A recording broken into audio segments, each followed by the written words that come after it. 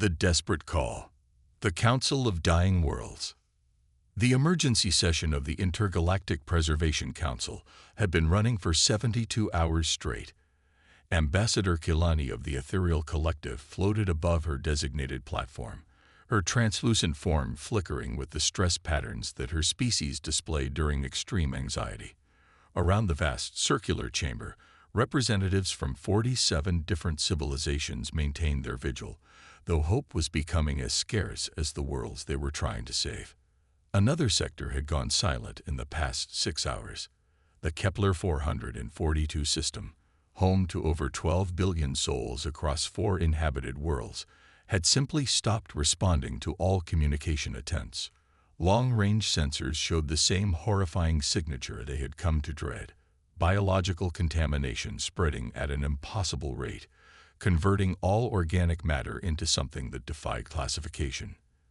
The devouring plague has now consumed 134 star systems, announced Prime Coordinator Vexus, his cybernetic voice echoing through the chamber's translation matrices.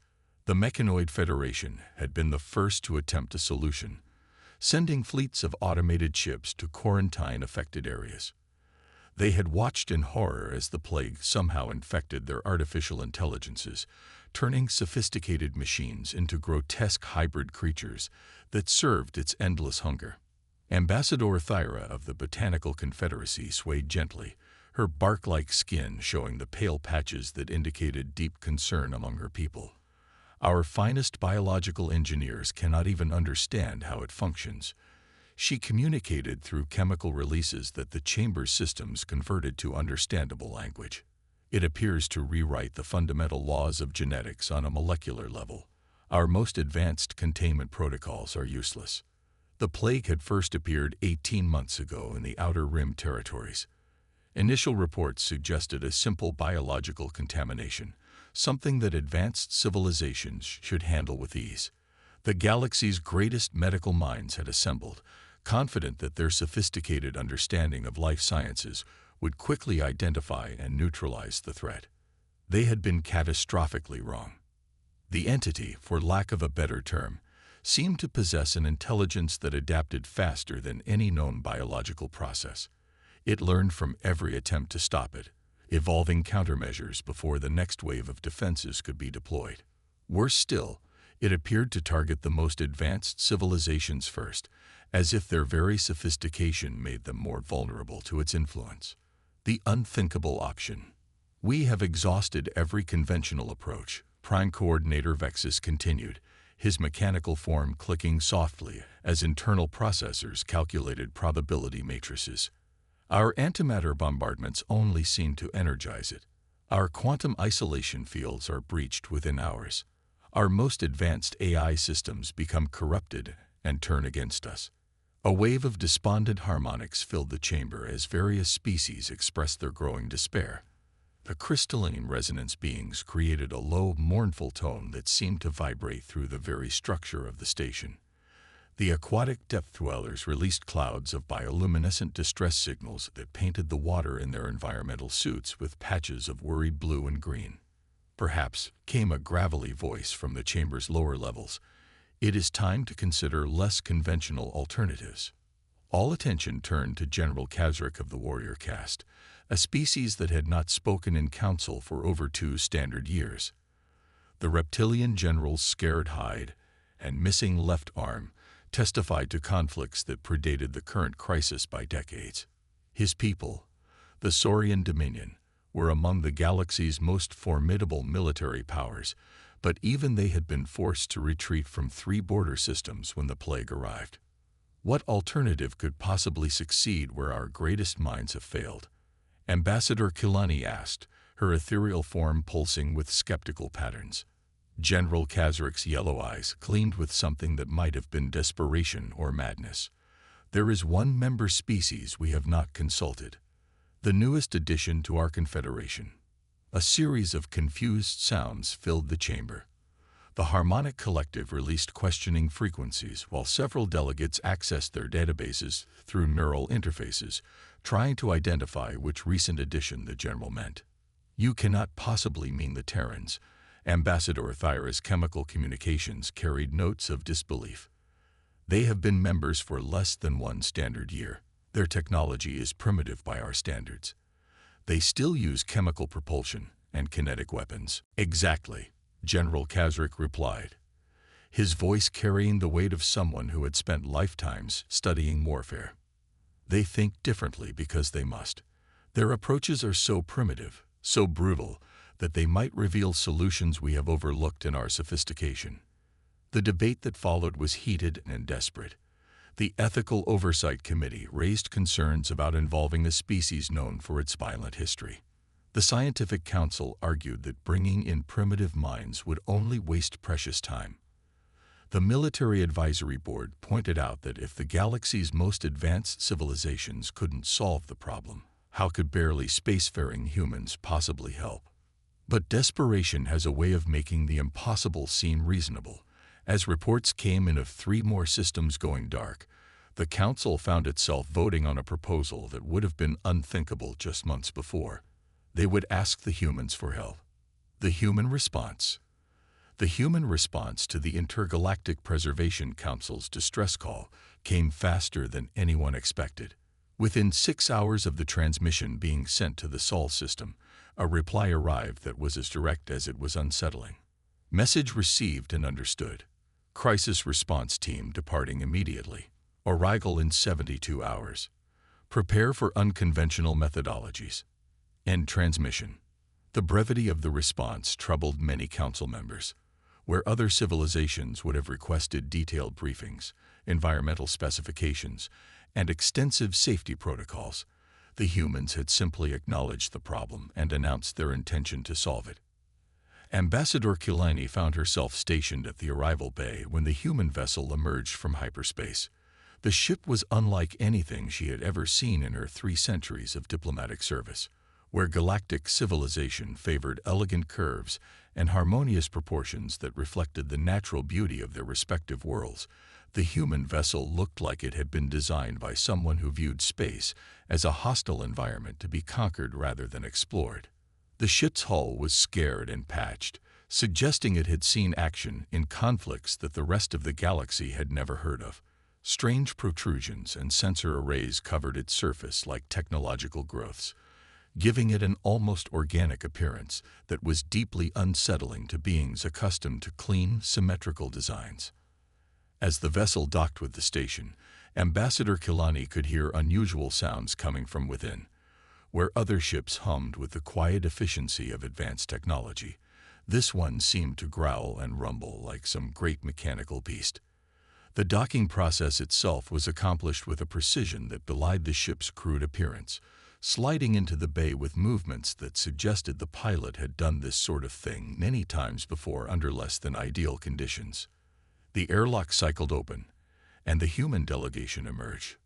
Ambassador Kilani had met Captain Sarah Martins during humanity's admission ceremony, but seeing her again in this context was somehow different. The human woman moved with a purposeful stride that seemed to take in everything at once, her forward-facing eyes scanning the reception area with an intensity that made several alien delegates unconsciously step back. Behind her came a team of humans that defied easy categorization. There was Dr. Elena Vasquez, whose dark eyes held a sharpness that suggested she was already analyzing everything she saw. General Marcus Stone, whose scarred face and mechanical arms spoke of conflicts in environments where advanced technology had proven insufficient. And strangest of all, Dr. James Chen, a thin man whose pale complexion and slightly manic expression suggested he spent most of his time in laboratory environments that other species would consider hazardous. Ambassador Kilani, Captain Martinez said, extending her hand in the human gesture of greeting. "Thank you for the briefing materials. We've had our people reviewing the situation during transit." Captain Martinez. Kilani replied, carefully grasping the human's hand with her ethereal pseudopods.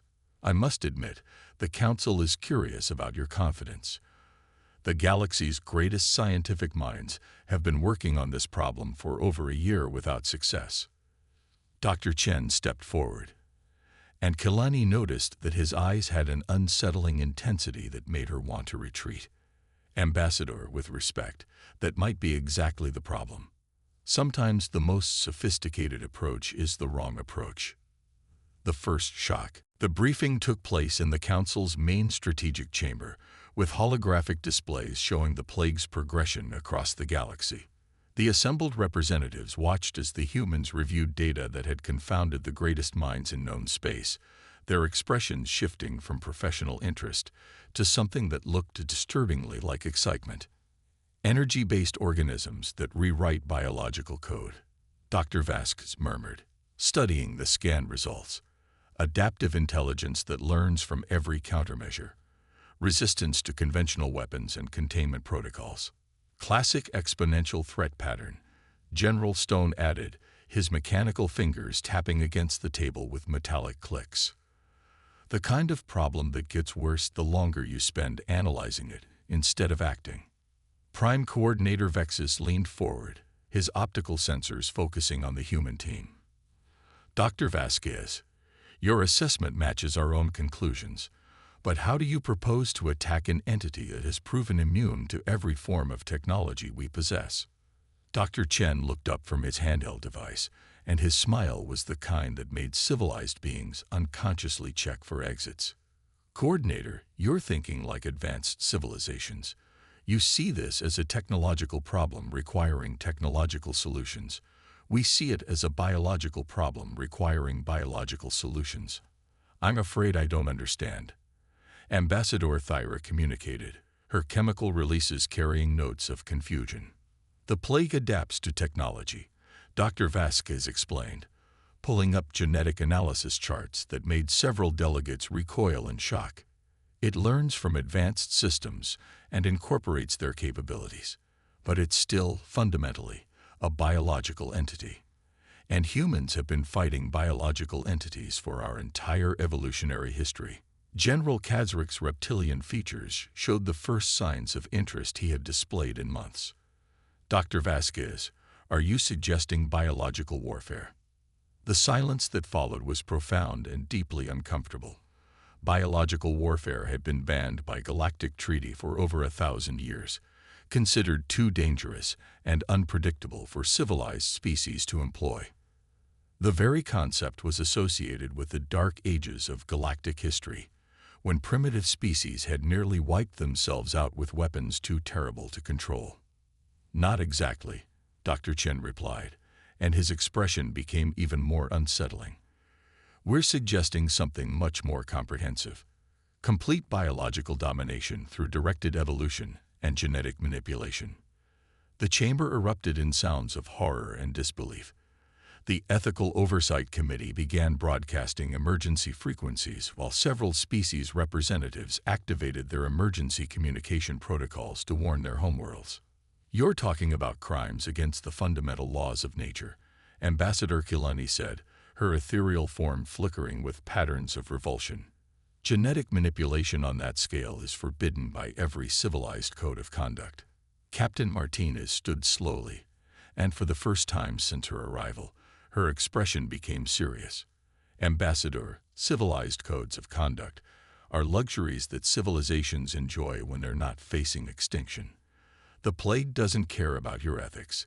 It doesn't respect your laws. It just consumes. Dr. Chen activated a holographic display that showed genetic sequences unlike anything the assembled aliens had ever seen. We've been analyzing the plague samples during our journey here. It's beautiful, in a way. Elegant. Sophisticated. It's exactly the kind of weapon an advanced civilization might create if they wanted to conquer the galaxy without destroying useful infrastructure. You think this is an artificial creation? Prime Coordinator Vexus asked, his mechanical voice carrying notes of electronic surprise. We think it's the kind of weapon that someone creates when they want to seem unstoppable, General Stone replied. The problem is, whoever created it designed it to defeat advanced civilizations. They didn't design it to defeat something like us. Dr. Vasquez smiled, and the expression was somehow more disturbing than Dr. Chen's manic grin. The plague adapts to technology. It learns from sophisticated biological systems. It incorporates advanced genetic structures. but it's never encountered anything like human biology. What makes human biology so special? Ambassador Thyra asked, though her chemical communication suggested she wasn't sure she wanted to know the answer. We're monsters, Dr. Chen said simply. Our entire evolutionary history is one long story of surviving things that should have killed us.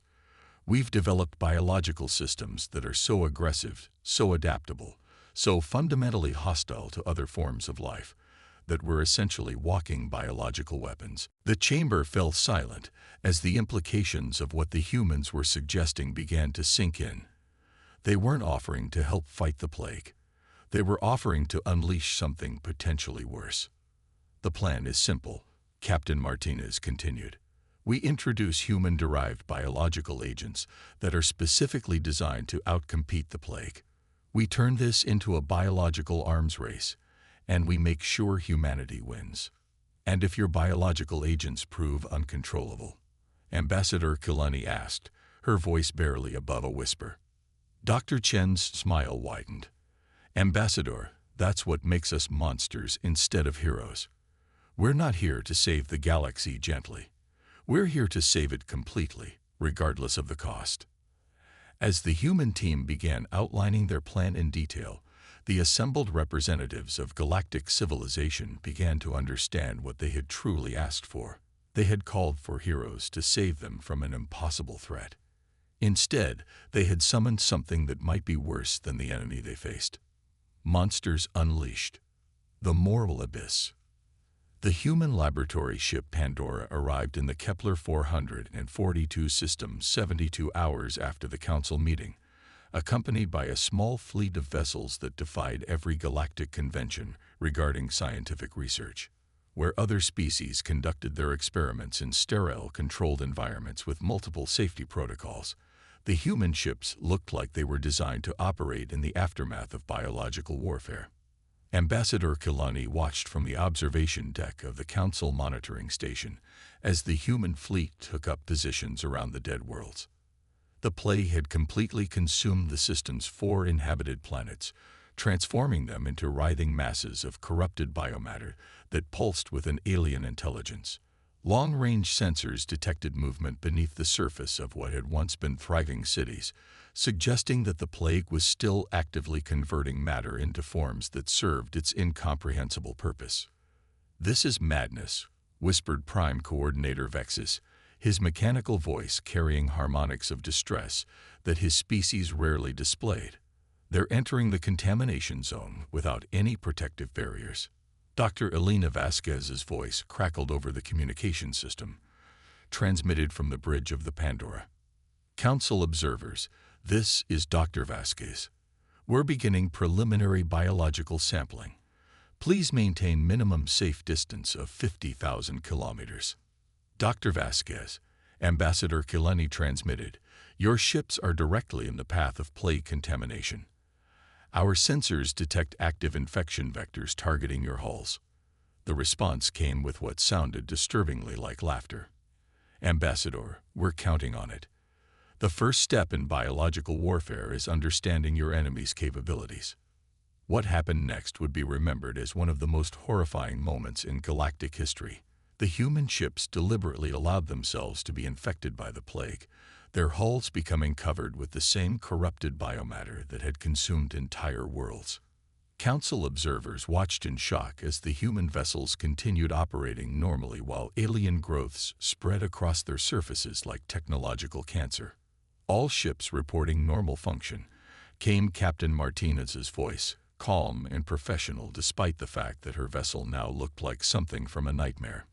"Dr. Chen, initiate Phase 1 protocols." The response from Dr. Chen carried an enthusiasm that made several council members activate their emergency evacuation procedures. Phase 1 initiated, releasing human biological agents in 3, 2, 1. The infection war. What emerged from the human ships was unlike anything in the galaxy's recorded history. The biological agents that Dr. Chen had engineered were aggressive beyond anything the plague had encountered. Where the plague consumed and converted, the human agents attacked and destroyed. Where the plague adapted and learned, The human creations evolved and dominated. The battle between the two biological forces was visible even from the monitoring station's distant position. The surfaces of the infected worlds began to change color and texture as competing forms of life fought for dominance. What had been uniform plague biomatter started showing patches of different colors, suggesting that the human agents were successfully establishing footholds in hostile territory. Fascinating, Dr. Vasquez transmitted, her voice carrying the kind of clinical interest that civilized species reserve for abstract theoretical problems. The plague is attempting to incorporate our biological structure, but it's encountering resistance patterns it's never seen before. Ambassador Thyra's chemical communications carried notes of horror and disbelief. Dr. Vasquez, what exactly did you introduce to those worlds? Modified human immune system components, Dr. Chen replied, and his enthusiasm was audible even through the static of long-range transmission. White blood cells engineered for maximum aggression, antibodies designed to attack anything that isn't genetically human, and viral agents that specifically target the plague's adaptive mechanisms. The silence that followed was broken by General Kazark's gravelly voice. You weaponized your own immune system. Not weaponized, Captain Martins corrected. Optimized. The human immune system is already a biological weapon. We just made it more efficient. Over the next 6 hours, the Council observers watched as the human biological agents systematically destroyed the plague's presence in the Kepler 442 system. The infected worlds began to clear of the alien biomatter, revealing the devastated but recognizable surfaces of the planets that had been lost months before. But what replaced the plague was somehow more disturbing. The human biological agents had spread across the world's surfaces, creating a living carpet of genetically modified organisms that moved with purpose and intelligence. The planets were alive again, but they were alive with something that was recognizably human in its fundamental aggression. The plague has been neutralized in this system, Dr. Vasquez reported. Our biological agents have established complete dominance over the local biosphere. Beginning Phase 2 preparations. What is Phase 2? Ambassador Kilani asked, though she wasn't sure she wanted to know the answer. Dr. Chen's response was accompanied by sounds of equipment being activated and samples being processed. Phase 2 is system-wide deployment. We're going to introduce our biological agents to every infected system simultaneously, creating a galaxy-wide immune response that will eliminate the plague permanently. The price of salvation. The moral implications of what the humans were proposing struck the Council like a physical blow. They were suggesting the deliberate infection of hundreds of star systems with human-derived biological agents that had already proven themselves capable of consuming entire worlds. You're talking about biological contamination on a galactic scale, Prime Coordinator Vexus said, his mechanical voice carrying harmonics of electronic horror. The cure could be worse than the disease. The cure is worse than the disease, Dr. Vasquez agreed calmly. But the disease is extinction, and the cure is survival under human biological dominance. The choice is yours. Ambassador Kilani found herself facing a decision that would haunt galactic civilization for generations to come. The humans had proven they could defeat the plague, but their methods were so fundamentally alien to galactic values that accepting their help meant abandoning everything that separated civilization from barbarism. There has to be another way, she said, her ethereal form flickering with patterns of desperate hope. Some solution that doesn't require us to unleash biological weapons across the galaxy. Captain Martinez's voice carried a gentleness that was somehow more terrifying than Dr. Chen's enthusiasm. Ambassador, we've been monitoring the plague's progress during our time here. It's already adapted to our initial attack. In approximately 18 hours, it will have developed complete immunity to our Phase 1 agents. The implications were staggering. The human biological weapons had bought them time, but the plague was already learning to counter them. The window of opportunity was closing rapidly. However, Dr. Chen added, we've been developing Phase 2 agents that incorporate the plague's adaptive mechanisms. Essentially, We're creating biological weapons that learn and evolve as fast as the plague does, but with human-derived genetic foundations that ensure they remain loyal to human biology. Loyal? Ambassador Thyra asked, her chemical communications carrying notes of confusion and growing horror. The agents are programmed to recognize human genetic markers as friendly, Dr. Vasquez explained. They'll protect any biological entity that carries human DNA while attacking anything that doesn't.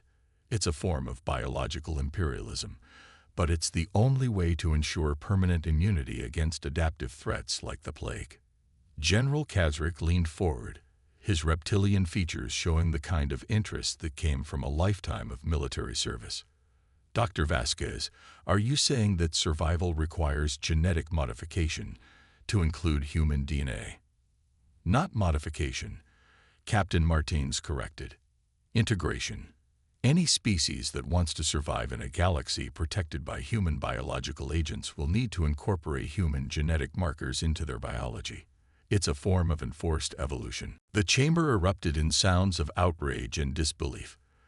The concept of forced genetic integration was so far beyond galactic ethical boundaries that several species didn't even have words for it in their languages. The humans were proposing to fundamentally alter the biology of every living thing in the galaxy to ensure their survival. This is biological slavery, Ambassador Kilani said, her voice carrying the weight of moral authority that her species had wielded for millennia. You're demanding that we surrender our genetic independence to save our lives. Dr. Chen's response was delivered with the kind of clinical precision that made his enthusiasm even more disturbing. Ambassador, genetic independence is a luxury that species enjoy when they're not facing extinction. The plague doesn't care about your biological sovereignty. It just consumes. We're offering you a choice. Adapt to human biological dominance, or cease to exist. The terrible victory. The decision was made not by the Council, but by the plague itself. As the human team had predicted, the alien intelligence adapted to their Phase 1 agents within 18 hours, emerging from the infected systems stronger and more aggressive than before. 3 more star systems went dark in the space of 6 hours, their populations consumed by a plague that now incorporated human biological structures into its arsenal. Phase 1 has failed, Dr. Vasquez reported, her voice carrying the same clinical detachment she might use to describe a routine laboratory experiment. The plague has successfully integrated our biological agents into its own structure. It's now approximately 30% more efficient at consuming organic matter. You made it stronger, Prime Coordinator Vexus said, his electronic voice carrying harmonics of despair and fury. We made it predictable, Captain Martins corrected. The plague is now dependent on the biological pathways we introduced. Dr. Chen, initiate Phase 2. What happened next would be remembered as the day galactic civilization ended and something new began. The human ships released their Phase 2 agents into the infected systems, and the results were immediate and catastrophic. The enhanced plague, which had seemed unstoppable just hours before, began dying at a rate that defied comprehension. But the human biological agents didn't stop with the plague. They spread to every organic system they encountered, fundamentally altering the biology of entire star systems. Planets that had been home to diverse ecosystems for millions of years were transformed into unified biological networks that responded to human genetic commands. The plague has been eliminated from all infected systems, Dr. Vasquez reported 12 hours later. Human biological agents have established complete dominance over affected biospheres.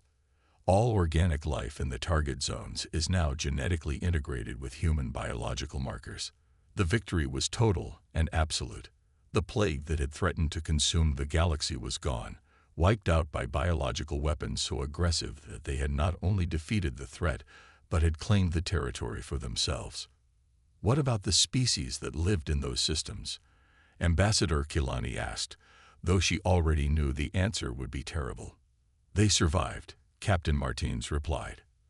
Their biology has been modified to ensure compatibility with human biological dominance. But they survived. The alternative was extinction. Ambassador Kilani stared at the tactical displays showing the transformed systems. Worlds that had been home to civilizations older than humanity's entire evolutionary history were now biological extensions of human genetic structure. The species that lived there were still alive, but they were no longer entirely themselves. "You saved them by making them part of you," she said, finally understanding the full scope of what the humans had accomplished. Dr. Chen's response carried a satisfaction that was somehow more disturbing than his earlier enthusiasm. "Ambassador, that's what monsters do. We don't save people gently. We save them completely, whether they want to be saved or not." The new galaxy. In the aftermath of humanity's victory over the plague, galactic civilization was forced to confront a new reality. The threat that had nearly destroyed them was gone, but the price of their salvation was the transformation of the galaxy itself. The human biological agents had spread beyond the infected systems, carried by interstellar traffic and natural migration patterns. Within months, every major trade route showed signs of human biological contamination. Species that had never been directly exposed to the plague found their genetics slowly altering to accommodate human biological markers. "It's not malicious," Dr. Vasquez explained during a council session that felt more like a surrender negotiation than a scientific briefing. "The agents are designed to integrate peacefully with existing biology. Most species won't even notice the changes beyond improved disease resistance and enhanced adaptability." "You're changing us without our consent," Ambassador Thyra communicated, her chemical releases carrying notes of resignation and quiet fury. "We're ensuring your survival without your consent," Captain Martins corrected. "Consent is something you ask for when you have alternatives. You don't have alternatives." The humans were right, and everyone knew it. The galaxy that had called for heroes to save them from extinction had received exactly what they asked for. The plague was gone, the threat eliminated, and civilization preserved. But the civilization that survived was no longer entirely their own. It was a galaxy where human biology had become the foundation of all life, where survival required genetic integration with the species that had once been considered barely advanced enough for galactic membership. General Kazric, whose warrior culture had initially respected the humans' brutal efficiency, now understood what his people had failed to grasp during the crisis. "You weren't trying to save us," he said during one of the final council sessions. "You were conquering us." Dr. Chen's smile was as unsettling as ever, but now it carried a weight of accomplishment that made it even more disturbing. "General, conquest and salvation aren't mutually exclusive concepts. We conquered the plague by conquering the galaxy. The result is the same. Everyone survives." Ambassador Kileni looked out at the stars from her station's observation deck, knowing that every world she could see was now part of a biological network that responded to human genetic imperatives. They had called for heroes to save them from an impossible threat. Instead, they had summoned monsters who had saved them by making them part of something larger and more terrible than the threat they had faced. The galaxy was safe. The galaxy was alive. The galaxy was human. And somehow, that was exactly what they had asked for.